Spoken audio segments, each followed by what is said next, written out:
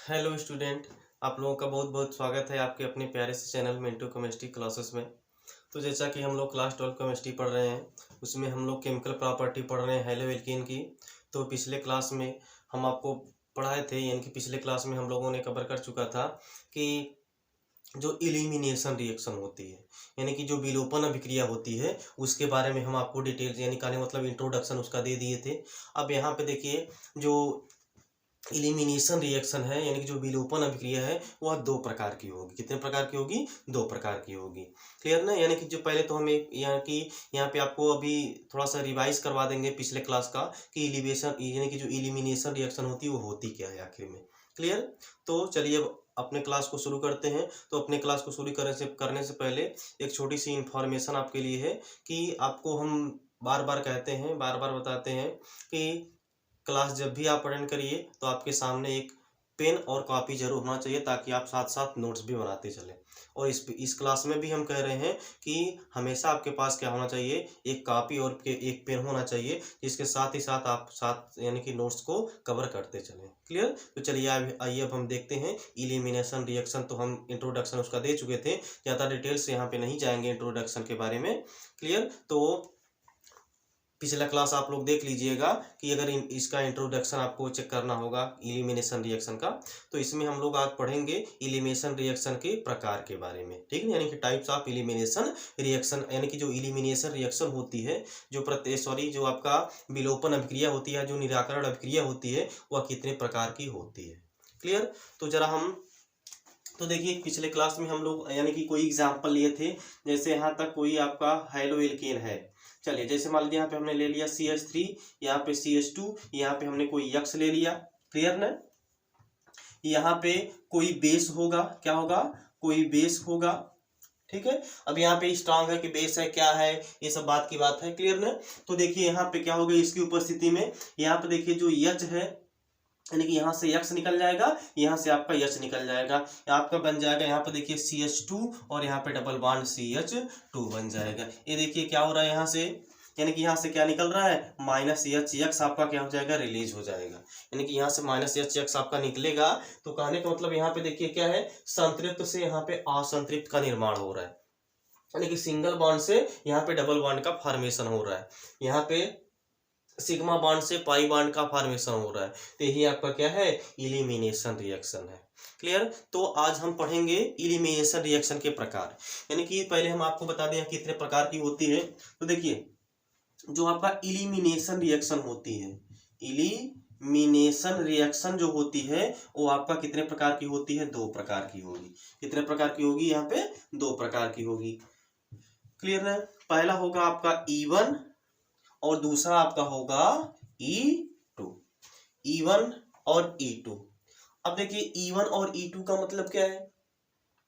जैसे देखिए यहाँ पे थोड़ा सा ध्यान दीजिए।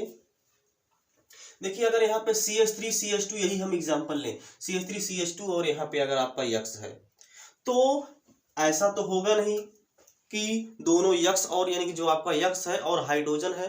और हमें ये आपको भी बताए थे, यानी कि ये भी बताए थे आपको, जो अल्फा कार्बन है वहां से आपका हाइड्रोजन निकलता है और बीटा कार्बन से क्या निकलता है, हाइड्रोजन निकलता है। क्लियर ना? तो यहाँ से जो हाइड्रोजन आपका ग्रुप यहाँ से रिलीज होगा, तो एक तो कंडीशन ये हो सकती है कि एक यानी कि जो यक्स है वह रिलीज हो। क्लियर ना?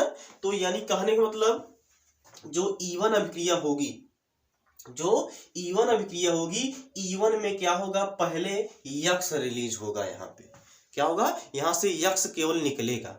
तो यक्स केवल निकल रहा है, इसीलिए इसको क्या बोलेंगे, यानी कि यह जो अगर केवल यक्स निकलेगा तो यहाँ आपका कौन सी अभिक्रिया दर्शाएगा, E1 अभिक्रिया को दर्शाएगा। तो यहाँ पे आपको क्या मिलेगा, CH3 CH2, यहाँ पे आपका देखिए CH3 यानी कि CH2 पर यहाँ पे पॉजिटिव का चार्ज आ जाएगा।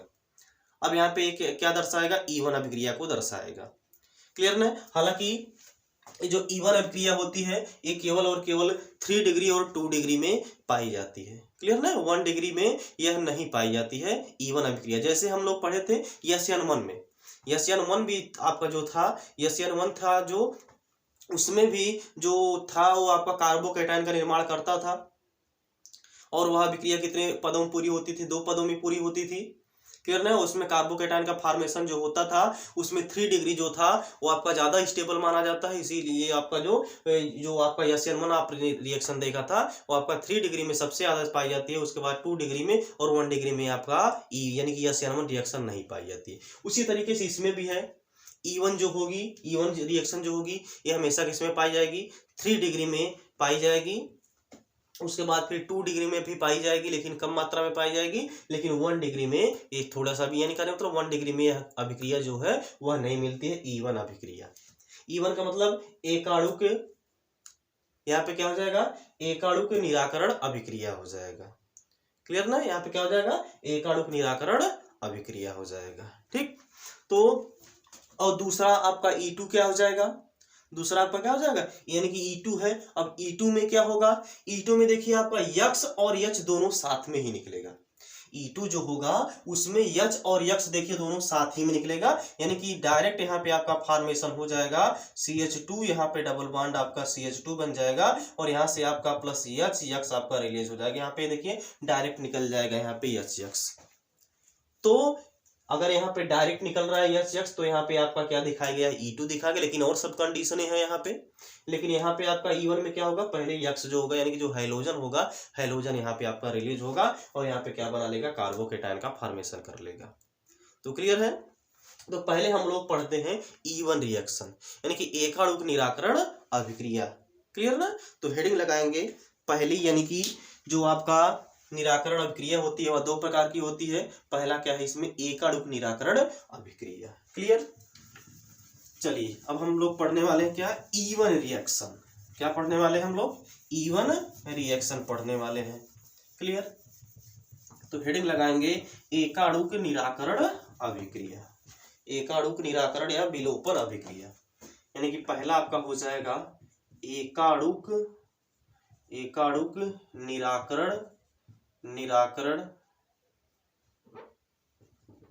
निराकरण या विलोपन अभिक्रिया, विलोपन अभिक्रिया, जिसको इंग्लिश में आप क्या बोल सकते हैं, यूनिमॉलिक्यूलर इलिमिनेशन रिएक्शन, क्लियर ना। इसको प्रदर्शित किससे करेंगे, E1 से इसको प्रदर्शित किया जाएगा। क्लियर ना। देखिए क्या है, एकाणुक निराकरण या विलोपन अभिक्रिया, या इसको क्या बोलते हैं इंग्लिश में, यूनिमॉलिक्यूलर इलिमिनेशन रिएक्शन बोलते हैं। या इसको प्रदर्शित किससे किया जाता है, E1 से इसको प्रदर्शित हम करते हैं। क्लियर। देखिए E का मतलब इलिमिनेशन है और 1 का मतलब यहाँ पे जो मॉलिक्यूलरिटी मिलने वाली है वो आपका 1 मिलने वाली, यानी कि जो ऑर्डर ऑफ रिएक्शन मिलेगा यहाँ पे वो कितना मिलेगा, 1 मिलेगा। यानी कहने का मतलब जो रेट डिटरमाइनिंग स्टेप होगा वहाँ पे 1 मिलेगा। अभी हम सब यहाँ पे क्लियर कर रहे हैं आपको कि क्या क्या इसमें होने वाला है। तो पहले हम एक छोटा सा एग्जाम्पल लेते हैं, और जैसा कि आपको जानना जरूरी है कि जो आपका E1 रिएक्शन है वो हमेशा आपको किस में मिलेगी, या तो 2 डिग्री एल्किल हैलाइड में मिलेगी या तो 3 डिग्री एल्किल हैलाइड में मिलेगी। क्यों मिलेगी, क्योंकि वहां पे जो कार्बोकेटाइन होता है वो स्टेबल होता है। जितना ज्यादा कार्बोकेटाइन स्टेबल होगा उतने ज्यादा वो क्या दिखाएगा, E1 रिएक्शन को दिखाएगा। अभी हम यहाँ पे आपको एग्जाम्पल देकर के उसको समराइज करेंगे। क्लियर। चलिए देखिए, तो पहले हम लोग एक एग्जाम्पल ले लेते हैं। मान लीजिए आपका एग्जाम्पल हमने ले लिया CH3, यहाँ पे चलिए हमने कोई R ग्रुप लगा दिया, यहाँ पे हमने कोई एल्किल ग्रुप R लगा दिया, यहाँ पे आपका CH2 हो जाएगा। यहाँ पे हमने क्या ले लिया, CH2 ले लिया, और यहाँ पे हमने ले लिया CH2, और यहाँ पे देखिए एक काम करिए, यहाँ पे आप लगा दीजिए कोई X लगा दीजिए हाइड्रोजन, और यहाँ पे आप लगा दीजिए CH3। यहाँ पे हमने कोई एग्जाम्पल लिया है, R यहाँ पे ग्रुप जुड़ा है, यहाँ पे CH, यहाँ पे CH3, यहाँ पे हमने लगा दिया कोई हाइड्रोजन। अब इसकी अभिक्रिया आप करा रहे हैं किसी बेस की उपस्थिति में, वो भी आपका जो बेस यहाँ पे लेंगे, बेस मतलब क्षार, जो आप क्षार लेंगे, क्षार यहाँ पे आपका क्या होना चाहिए, दुर्बल क्षार होना चाहिए। दुर्बल क्षार में जैसे आपका H2O हो गया, या CH3OH हो गया, या C2H5OH हो गया।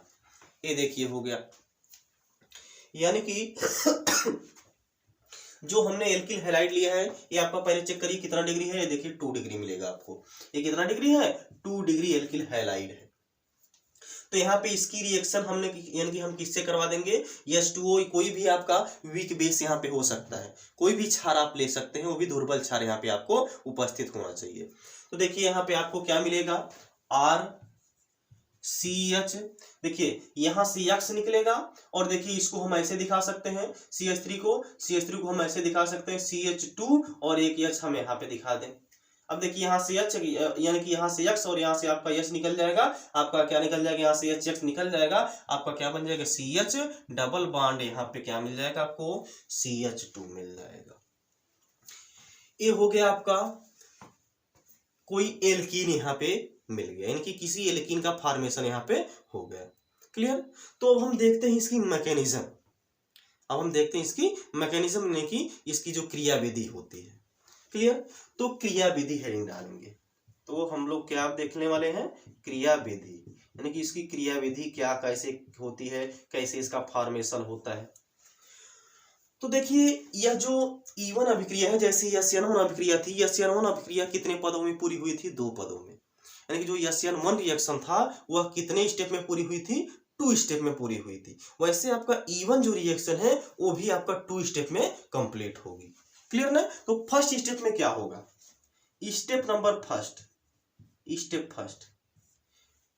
फर्स्ट में क्या होगा, देखिए RCH, यहां से देखिए X, यहां पे देखिए CH2 और यहां पे एक H। फर्स्ट स्टेप में देखिए ये जो आपका X है, X यहां से क्या होगा, रिलीज होगा। क्योंकि देखिए जो X है, X की इलेक्ट्रोनेगेटिविटी जो होती है वो आपका C से ज्यादा होती है, यानी कि C से हाई होती है X की जो इलेक्ट्रोनेगेटिविटी होती है। तो X क्या करेगा, अपना इलेक्ट्रॉन लेकर के भागेगा, यहाँ से अपना इलेक्ट्रॉन लेकर के भागेगा यहाँ पे। और यह क्यों भागेगा, कैसे भागेगा, इसका रीजन अभी आप समझेंगे यहाँ पे। क्लियर। तो देखिए यहाँ से जब X रिलीज होगा यहाँ पे, यानी कि यहाँ से क्या रिलीज हो जाएगा, X माइनस यहाँ से रिलीज हो जाएगा। जब यहाँ पे X माइनस रिलीज हो जाएगा, ये देखिए बन जाएगा आपका कार्बोकेटायन, CH इस पर आ जाएगा पॉजिटिव का चार्ज, यहाँ पे आपका CH2 और एक H यहाँ पे ऐसे लगा हुआ। ये देखिए क्या है, आपका कार्बोकेटायन है, जिसको आप कार्बोधन आयन बोलते हैं या कार्बोनियम आयन बोलते हैं। क्या बोलते हैं, कार्बोधन आयन बोलते हैं या कार्बोनियम आयन बोलते हैं। इंग्लिश में बोले तो इसको क्या बोलते हैं, कार्बोकेटायन बोलते हैं। अब जरा चेक करिए जो कार्बोकेटायन है वो कितना डिग्री है, तो यहाँ पे देखेंगे तो 2 डिग्री है। कितना डिग्री है, 2 डिग्री है। ये है आपका स्टेबल, लेकिन 3 डिग्री से इसकी जो स्टेबिलिटी है वो क्या है, कम है। क्लियर हुई इतनी बात। चलिए अब देखिए अगले स्टेप में क्या होगा। अब यहाँ पे CH, इस पर क्या बना है आपका पॉजिटिव का चार्ज, यानी कि आपका क्या बन गया, कार्बोकेटायन बन गया। अब देखिए अगले स्टेप में जो बेस यहाँ पे होगा, यहाँ पे जो बेस आपने लिया होगा, और वो जो बेस होगा वो कौन सा बेस होगा, वीक बेस होगा, यानी कि दुर्बल क्षार होगा। और क्षार की कैपेसिटी क्या होती है, क्षार की टेंडेंसी क्या होती है, OH माइनस आयन डोनेट करना। OH माइनस आयन उसके पास यानी कि होता है, कहने का मतलब उसके पास ऑक्सीजन होता है, और ऑक्सीजन के पास क्या होता है, लोन पेयर ऑफ इलेक्ट्रॉन होता है, जो कि किसी को इलेक्ट्रॉन पे कर सकता है, इलेक्ट्रॉन किसी को डोनेट कर सकता है। क्लियर। तो देखिए यहां से जो होगा, यानी कि यहां से देखिए जो H होगा, यहाँ पे जब कोई बेस आएगा, अगले स्टेप पे हम यहाँ पे इसको दिखा दे रहे हैं, ये देखिए हो जाएगा RCH, यहाँ पे पॉजिटिव का चार्ज बना हुआ है, आपका द्वितीय पद हो जाएगा, यानी स्टेप सेकेंड क्या होगा, यहाँ पे देखिए CH2 है और यहाँ पे H है। यहाँ पे जब कोई बेस आएगा, जब यहाँ पे कोई बेस जो है वो आएगा, बेस का OH आएगा, यहाँ पे हाइड्रोक्सिल ग्रुप आएगा, और हाइड्रोक्सिल ग्रुप यहाँ से क्या करेगा, हाइड्रोजन को लेकर के निकल देगा यहाँ से। क्योंकि भाई हाइड्रोजन की इलेक्ट्रोनेगेटिविटी जो होती है, यानी कहने का मतलब यहाँ पे जो हाइड्रोजन है वो बेचारा, यानी कहने का मतलब ये आपका इसका जो एटम होता है वो छोटा सा होता है, और यहाँ से जो ऑक्सीजन है इसको लालच दे देता है हाइड्रोजन को कि यानी क्या तो इलेक्ट्रॉन का इसको लालच दे देता है। तो यह हाइड्रोजन यानी कि जो आपका ऑक्सीजन है ये हाइड्रोजन को लेकर के यहाँ से रिलीज हो जाएगा, यानी कि यहाँ से आपका रिलीज हो जाएगा क्या, यहाँ से देखिए OH माइनस यहाँ से S, यानी कि यहाँ पे माइनस H2O का रिलीज हो जाएगा। H2 यहाँ से रिलीज हुआ। अब देखिए यहाँ पे क्या आ जाएगा आपका पाई बॉन्ड का फॉर्मेशन हो जाएगा RCH, यहाँ पे डबल बॉन्ड और यहाँ पे आपका क्या बचा CH2 बचा। देखिए यही बचा, यही बना आपका। लेकिन ध्यान ये देना है यहाँ पे दो कंडीशन हो सकती है, यहाँ पे दो कंडीशन हो सकती है। यह ऐसे ही नहीं होगा, यह अगर यहाँ पे आप ऐसे यूज कर रहे हैं यानी कहने मतलब केवल वीक बेस यहाँ पे आप यूज कर दे रहे हैं, तब यह जो रिएक्शन होगी वह SN1 में फॉर्मेट हो जाएगी। यानी कहने मतलब यहाँ पे SN1 का फॉर्मेशन हो जाएगा, यह SN1 शो करने लगेगी, यानी कि यहाँ पे डिस्प्लेसमेंट होने लगेगा। क्योंकि भाई आपका जो हाइड्रॉक्सिल ग्रुप है, हाइड्रॉक्सिल ग्रुप जो है वो फिर से यहाँ पे यानी कहने मतलब यह जो हाइड्रॉक्सिल ग्रुप है यह हाइड्रोजन को निकलने का वेट नहीं करेगा, यह तुरंत जाकर के यहाँ पे लग जाएगा। बात समझ में आ रही है? जो आपका हाइड्रॉक्सिल ग्रुप है वो तुरंत यहाँ पे जाकर के H के यानी कि जो आपका कार्बोकेटायन बना हुआ है वहां पे जाकर के अटैक कर सकता है। अब यह SN1 दिखाने लगेगा, क्या दिखाएगा? SN1 दिखाने लगेगा। अब हमको क्या करना है, यहाँ पे जो टेम्परेचर ले लेना है वो 60 डिग्री ले लेना है, यानी कि 60 डिग्री सेल्सियस के ऊपर इसका टेम्परेचर यहाँ पे दिखाना है। यानी कि यह जो अभिक्रिया होती है वह अभिक्रिया 50 से यानी 50 डिग्री सेल्सियस से ऊपर टेम्परेचर पर होती है। अब इसको अगर आप 50 डिग्री सेल्सियस टेम्परेचर से ऊपर ताप दे देते हैं तब यह जो अभिक्रिया होगी यह अभिक्रिया केवल E1 दिखाएगी, E2 यानी कहने मतलब केवल E1 दिखाएगी, SN1 नहीं दिखाएगी। ये भी बन जाएगा। आपका एक और प्रोडक्ट यहाँ पे बन सकता है, क्या बनेगा देखिए देखिए CH, यहाँ पे आपका क्या लग जाएगा OH लग जाएगा और यहाँ पे CH3 बन जाएगा। अगर कब बनेगा यह, अगर यह SN1 दिखा रहा है तब, अगर यह SN1 दिखा रहा है तब ये आपका कौन सा अभिक्रिया दिखा रहा है, E1 अभिक्रिया दिखा रहा है। SN1 कब दिखाएगा, जब लो टेम्परेचर रहेगा। दोनों में देखिए यही अंतर है, दोनों में यही अंतर है। टेम्परेचर अगर लो रहेगा तो आपका वो क्या दिखाने लगेगा, SN1 दिखाएगा, और अगर टेम्परेचर आप हाई रख रहे हैं, टेम्परेचर अगर आप हाई रख रहे हैं तो वहां पे वो क्या दिखाएगा, E1 रिएक्शन को दिखाएगा। क्लियर हुई इतनी बात? टेम्परेचर वो भी आपका टेम्परेचर अगर नॉर्मल टेम्परेचर यानी कहने मतलब अगर 20 डिग्री सेल्सियस है, 20 डिग्री सेल्सियस है या उससे कम है तब आपका SN1 दिखाएगा। और वहीं अगर 50 से यानी कि 50 से ऊपर है, 50 से 60 के ऊपर है आपका टेम्परेचर जो आपने लिया है, वो अगर रहेगा तो वहां पे वो क्या दिखाएगा, E1 रिएक्शन को दिखाएगा। अब आप बोलेंगे 50-60 से ऊपर यानी कि और 20 से नीचे, तो इसके बीच में, तो इसके बीच में दोनों का फॉर्मेशन होगा, यानी कि इसके बीच में अगर आप टेम्परेचर लेंगे तो यह भी बनेगा और यह भी आपका बनेगा। क्लियर हुई इतनी बात? ये हो गया आपका क्या, E1 रिएक्शन हो गया, यानी कि E1 अभिक्रिया हो गया। जो E1 अभिक्रिया होती है वो कितने पदों में पूरी होती है, 2 पदों में पूरी होती है। प्रथम पद में आपका क्या हो जाएगा, कार्बोकेटायन का निर्माण होगा। प्रथम पद में क्या हो जाएगा, कार्बोकेटायन का फॉर्मेशन होगा। और जो दूसरा स्टेप है, दूसरे स्टेप में जो आपका न्यूक्लियोफाइल है यानी कि जो आपका हाइड्रॉक्सिल ग्रुप है वो यहाँ से आकर के आपका हाइड्रोजन को लेकर के रिलीज हो जाएगा। हाइड्रोजन को लेकर के यानी कि यहाँ CH2O का रिलीज हो जाएगा और यहाँ से देखिए जो आपका एल्कीन होगा उसका फॉर्मेशन हो जाएगा। अगर वहाँ पे आप लो टेम्परेचर रख रहे हैं तो वह SN1 की यानी कि SN1 दिखाने लगेगा, जिसके कारण यहाँ आपका यहाँ पे हाइड्रॉक्सिल ग्रुप आकर के जुड़ सकता है। अगर आप हाई टेम्परेचर दे रहे हैं तब यहाँ पे आपका ये E1 रिएक्शन को शो करेगा। क्लियर हुई इतनी बात? चलिए अब देखते हैं इसमें क्या क्या बातें हम लोगों ने सीखी है। तो यानी क्या नहीं मतलब ये तो मान लीजिए एग्जाम्पल के माध्यम से आपको समझाएं। अब यहाँ पे 4-5 पॉइंट लिख लेते हैं इसमें क्या क्या हो सकता है। क्लियर हुई इतनी बात? तो आपको हम बार बार कहते हैं कि नोट साथ साथ बनाते चलिए, इसको जरा हम ऊपर का मिटा रहे हैं। क्लियर ना? चलिए जो आपका बेस होगा वीक बेस यहाँ पे लेना है, यानी कि जो क्षार लेना है वो क्षार कौन सा लेना है, दुर्बल क्षार यहाँ पे लेना है। अब हम बातें यहाँ पे आपको क्लियर कर रहे हैं। पहली पॉइंट, ईवन अभिक्रिया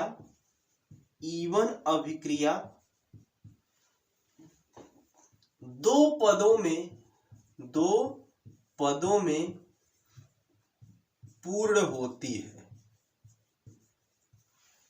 जो ईवन अभिक्रिया होती है वह कितने पदों में पूरी होती है, 2 पदों में पूरी होती है। यानी कहने का मतलब यह जो रिएक्शन होती है वह 2 स्टेप में कंप्लीट होती है। क्लियर? तो देखिए यहाँ पे 2 स्टेप लगा ना यहाँ पे। दूसरी पॉइंट, ईवन अभिक्रिया में दर निर्धारक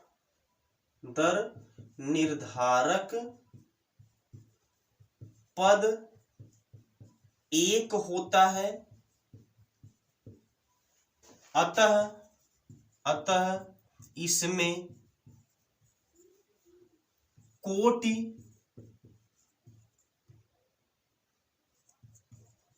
1 होती है, कोटि 1 होती है। यानी कहने का मतलब इसमें जो ऑर्डर आपको निकल करके आता है वो ऑर्डर कितना आता है, 1 आता है। चूंकि देखिए यहाँ पे ध्यान दीजिए, ईवन अभिक्रिया में दर निर्धारक पद कौन सा होता है, यानी कि दर निर्धारक पद कितना, यानी कि पद कितना होता है, 1 होता है। और देखिए यही जो आपका प्रथम पद है, जो आपका प्रथम पद है यही क्या करता है, मंद पद होता है। इसी को आप आरडीएस भी बोल सकते हैं। आरडीएस का मतलब रेट डिटरमाइनिंग स्टेप, यानी कि जो स्टेप रेट को डिटरमाइन करता है उसी को क्या बोलते हैं, रेट डिटरमाइनिंग स्टेप बोलते हैं। और यहाँ पे देखिए जो आरडीएस है ये क्या होता है, बहुत स्लो होता है, बहुत मंद होता है। इसीलिए इसको आप क्या बोलेंगे, आरडीएस बोलेंगे, यानी कि रेट डिटरमाइनिंग स्टेप बोलेंगे, यानी कि मंद पद या रेट यानी कि दर निर्धारण पद बोलेंगे।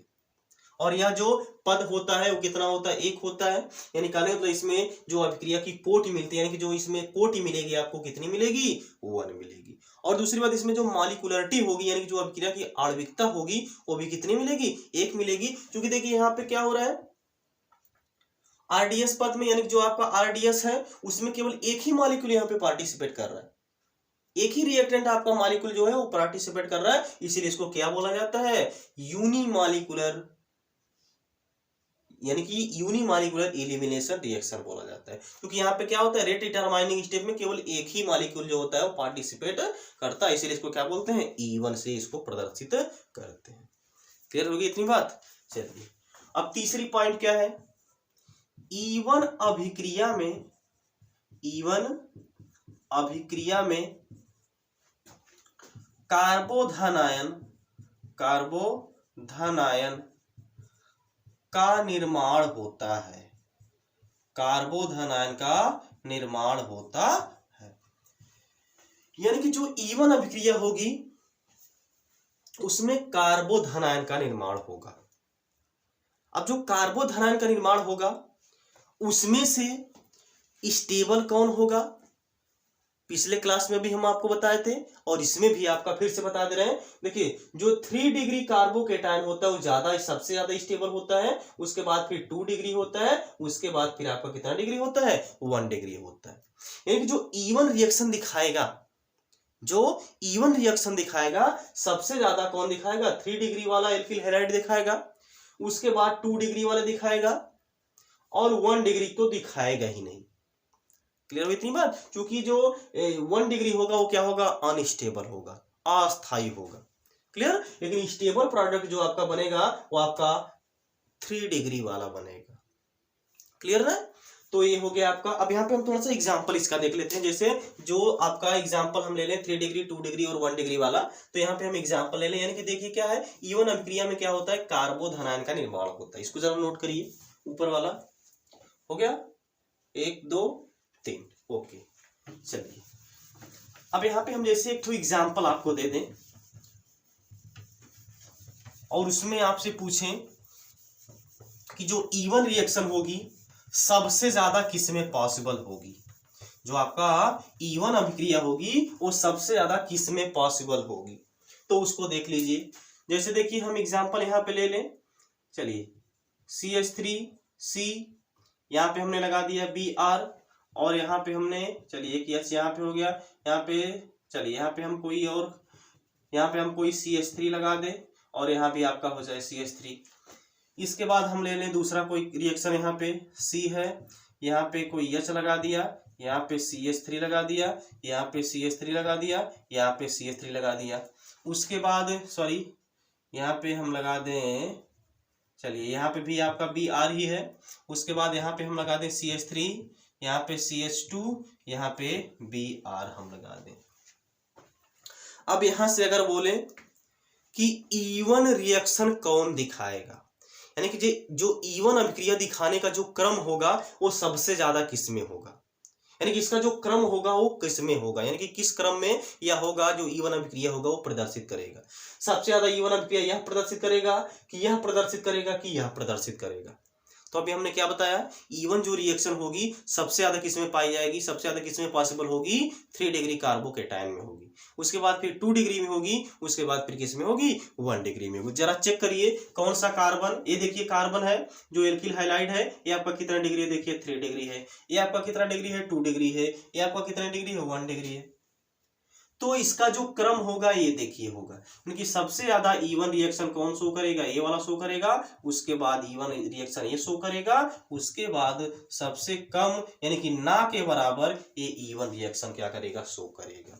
जो आपका 1 डिग्री है ये E1 रिएक्शन शो करेगा, लेकिन बहुत कम कहने का मतलब ये मिलेगा ही नहीं, एक प्रकार समझ लीजिए इसमें E1 अभिक्रिया पॉसिबल ही नहीं है। ये क्या दिखा देता है, E2 रिएक्शन दिखाता है।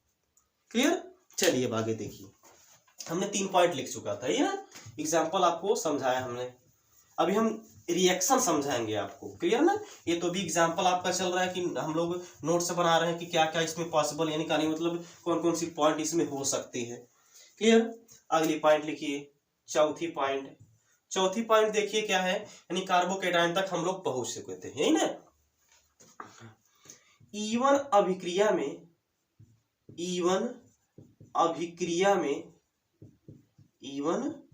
अभिक्रिया में दुर्बल क्षार जैसे यहाँ पे H2O हो गया, CH3OH हो गया, C2H5OH हो गया, ठीक, उपयोग किया जाता है।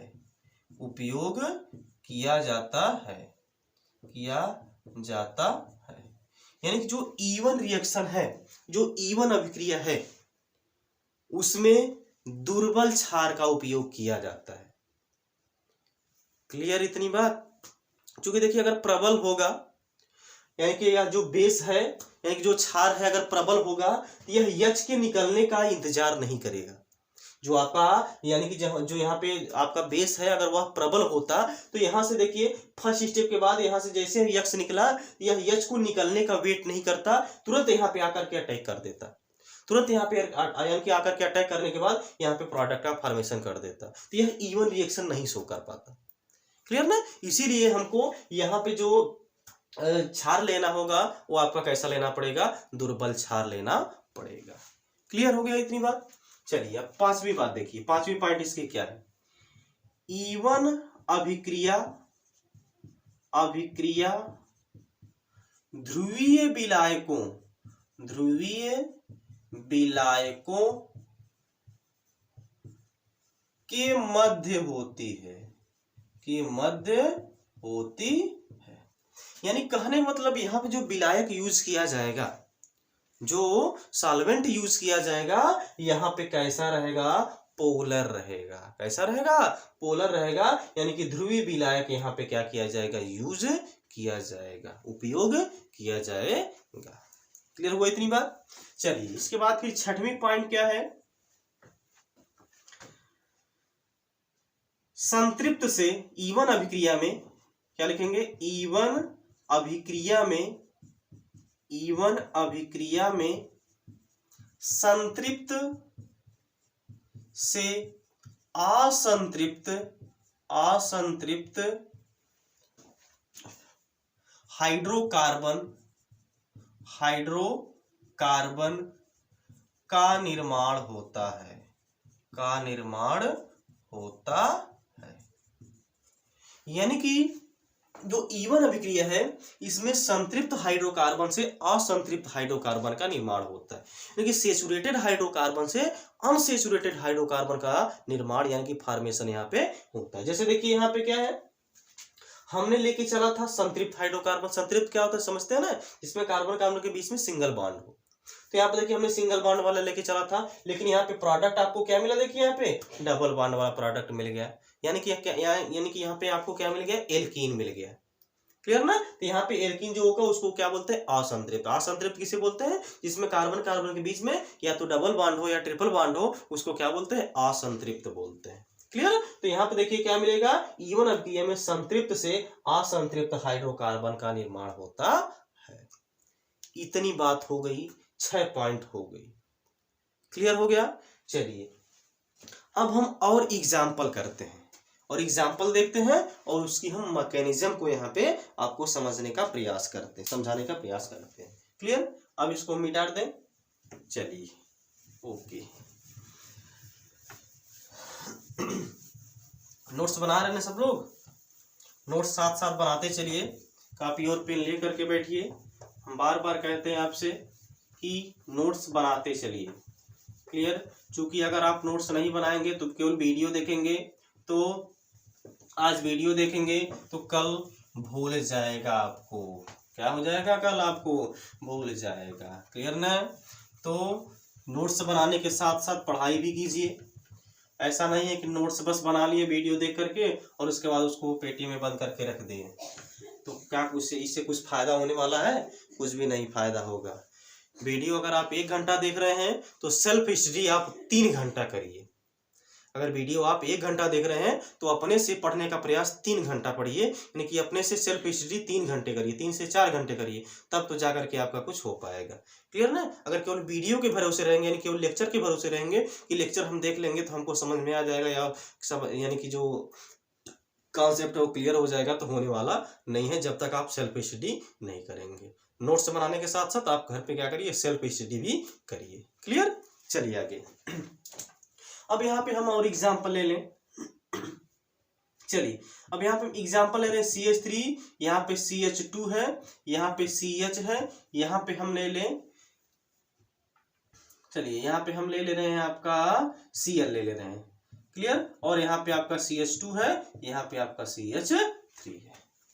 ये देखिए हमने लिया है और इसकी जो अभिक्रिया है वो करानी है CH3OH से करानी है। किससे करानी है, CH3OH से करानी है।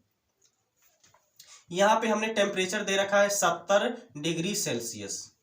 टेम्परेचर हमने क्या दे दिया है, 70 डिग्री सेल्सियस यहाँ पे टेम्परेचर दे दिया है। क्लियर। और यहाँ पे जो आपको विलेन मिलेगा वो कैसा मिलेगा, एल्कोहली विलेन मिलेगा। क्लियर ना। ये देखिए हो गया आपका। अब देखिए यहाँ पे क्या बनेगा, देखिए यहाँ पे आपका क्या बनेगा। देखिए यहाँ पे हमको क्या दिखाना है, देखिए यहाँ पे जरा कंडीशन ध्यान रखिए, 70 डिग्री सेल्सियस यहाँ पे टेम्परेचर दिया है। यहाँ पे जो टेम्परेचर दिया है वो कितना डिग्री सेल्सियस दिया है, टेम्परेचर आपका 70 डिग्री सेल्सियस यहाँ पे टेम्परेचर दिया है। इससे आपको पता चल जा रहा है कि यहाँ पे जो, और दूसरी बात यहाँ पे चेक करिए बेस कौन सा दिया गया है, बेस आपका यहाँ पे कौन सा है, CH3OH, यानी कि जो क्या है, वीक बेस है। क्या है, वीक बेस है। वीक बेस के साथ साथ यहाँ पे टेम्परेचर की लिमिट दिया गया आपको 70 डिग्री सेल्सियस दिया गया। अगर यही 70 डिग्री सेल्सियस ना दे करके अगर आपको यहाँ पे 10 या 20 डिग्री सेल्सियस दे दिया जाता, तब यह कौन सी अभिक्रिया दिखाने लगता, SN1 रिएक्शन शो करने लगता। क्लियर ना। तो यहाँ पे जो टेम्परेचर दिया गया है वो 70 डिग्री सेल्सियस दिया गया है, यहाँ पे जो दिखाएगा वो आपका E1 रिएक्शन को शो करेगा। क्लियर हो गया। चलिए देखते हैं यहाँ पे प्रोडक्ट क्या बनेगा, पहले प्रोडक्ट हम लोग बना लेते हैं। तो देखिए यहाँ पे क्या बन जाएगा, CH3 CH2। ठीक। देखिए यहाँ पे चाहे इधर आप एल्कीन बनाइए चाहे इधर एल्कीन बनाइए, दोनों का मतलब यहाँ पे सेम ही निकलेगा। डबल बॉन्ड, यहाँ पे CH, यहाँ पे क्या मिलेगा आपको सॉरी यहाँ पे CH केवल बनेगा, यहाँ पे CH हो गया आपका, और फिर यहाँ पे आपका क्या हो जाएगा CH2, यहाँ पे आपका CH3 हो गया। यानी कि ये देखिए एल्कीन का फॉर्मेशन यहाँ पे हो गया। अब इसकी मैकेनिज्म को हमको देखना है। तो मैकेनिज्म में देखिए क्या होगा स्टेप फर्स्ट में, यानी कि स्टेप फर्स्ट में क्या होगा, किसका फॉर्मेशन होगा, कार्बोकेटाइन का फॉर्मेशन होगा। यानी कि देखिए CH3 CH2, यहाँ पे CH, यहाँ पे आपका Cl था, और यहाँ पे आपका CH2, यहाँ पे CH3 था। क्लियर हो गया। तो यहाँ पे क्या होगा, जैसे ही यहाँ पे कोई OH ग्रुप आएगा, यानी कि अल्कोहलिक विलयन के जैसे ही इसके समकक्ष में आएगा, तो यहाँ से देखिए Cl जो होगा यानी कि रिलीज हो जाएगा, यानी कि यहाँ से -Cl आपका रिलीज हो जाएगा, और देखिए यहाँ पे क्या हो जाएगा, कार्बोकेटाइन का फॉर्मेशन हो जाएगा। यानी कि CH3 CH2 CH, यहाँ पे देखिए CH2, यहाँ पे आपका CH3, और इस कार्बन पर क्या आ जाएगा, पॉजिटिव का चार्ज आ जाएगा, यानी कि यहाँ पे कार्बोकेटाइन का निर्माण हो जाएगा। और इसको देखिए हम ऐसे दिखा दे रहे हैं। अब से स्टेप सेकेंड जो है,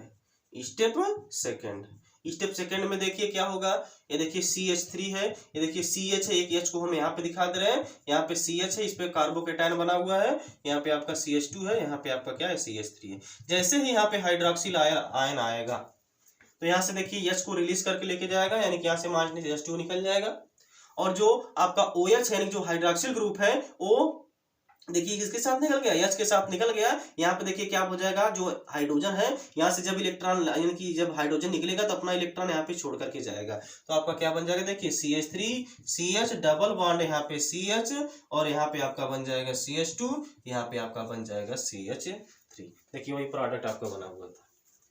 क्लियर हो गया। ये हो गया इसकी मैकेनिज्म। ऐसे आप ढेर सारे एग्जाम्पल इसका कर सकते हैं। ये हो गया आपका E1 रिएक्शन। तो इस वीडियो में हम लोगों ने E1 रिएक्शन को कवर किया। अब नेक्स्ट क्लास में हम लोग कवर करेंगे E2 reaction. Clear, okay, thank you.